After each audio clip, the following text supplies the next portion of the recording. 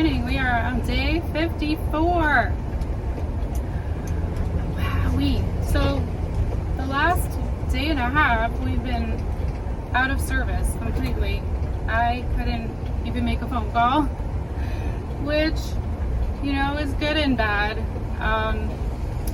It's good because I was very much off blank, you know, out of, there's a cop behind me. How does this happen? There we go. Just going right by me, no lights, thank you. So obviously driving, following Chuck right now. And we are just driving through the city of Mamou. And I think I'm saying that right. We are in Louisiana, M-A-M-O-U. And it's very pretty, well kept. Anyway, so we were down, we had made a decision to go down to the Gulf of Mexico to experience a little bit of water and sand.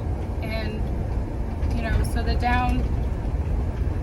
downfall of that area was no internet reception, and that's tricky for me because I spend a good hour every single day, at least an hour, sometimes an hour and a half blogging.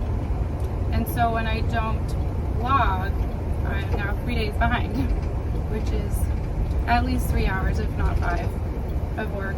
So that's a little hard for me because I have to make all that time up somewhere. And almost most of the trip up here, we didn't even have reception, so I got through like half a day. And a lot of that requires loading videos up to YouTube, so that's part of the extra work part for me. And I really do enjoy it. So it's something I have to do to keep up with, like the journaling part of it, and keep telling the stories, because there's no way this brain's going to be able to remember them all. You know, 3 days from now I won't have them in my memory anymore. So it is just something that's really important to capture in the moment. So that's kind of my goal at lunchtime today, to hopefully stop and just work for a little bit. We don't have a terribly long ride today because we drove from the Gulf of Mexico. We stayed at the beach down there, and I don't remember the name of it. It didn't have anything except for one tiny little shop. It was really cute. Turned out my earrings wrong. And we got to talking to the guy, and he's a Texan that has a little gift shop and gave us t-shirts for free, and we got some more stickers for our scooters. And the people that we met have been amazing. It is not a very well frequented RV park, I guess, during the week. And so when we got there, there was 2 families that were RVing together, and I met the ladies at the beach, and they were so sweet, and they invited us for a fish fry at night. So we ended up having a Louisiana fish fry, like Cajun, and they were both from Louisiana, well, and their husbands. So we feel like we got a lot of culture, and they shared a lot of like what's normal for them, and you know, they just go and buy shrimp for $3.50 a pound, and I'm like, I don't think I've ever seen shrimp for $3.50 a pound in my life.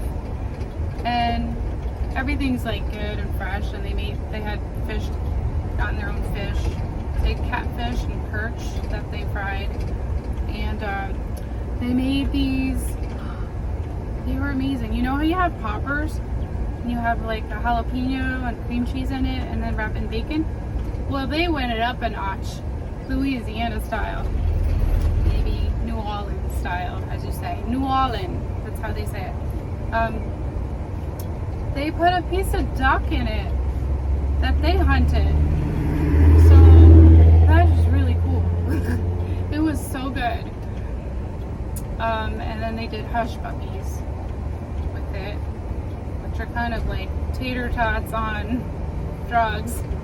Did like a little piece of corn in it, and bits of corn, and I don't know, it's more like mashed potatoes inside. That was really interesting and good. And And it's just, I love like experiencing other people's cultures and hearing how they have homes and live their lives. And so that was really cool. We had dinner 2 nights ago with them, and they left the next morning. And then one of the ladies, Gooby, that's her nickname, she prayed over me, just kind of on a whim.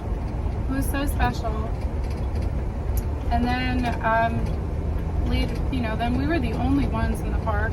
And then later on, somebody shows up, and it's a guy. And he came over, and we talked a little bit in the afternoon, and then he came back at 6 o'clock, and we hung out for a while and talked outside and shared stories. And he ended up praying over me, which was a really beautiful moment. Like, God gave me a morning and an evening prayer from believers that came and stayed as our neighbors in the RV park. So it was a really good time for me just to veg. And I think I have to go because we have to turn.